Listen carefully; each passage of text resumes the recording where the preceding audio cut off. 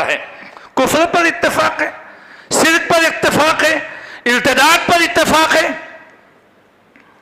आज जो है इस इर्तिदाद की लहर की क्या वजूहात है?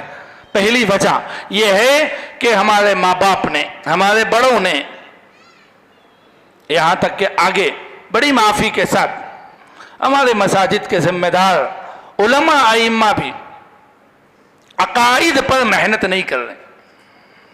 अकाइद पर, अकीदे बनाने पर, आमाल पर बहुत मेहनत होती है, लेकिन अकीदों पर मेहनत नहीं होती।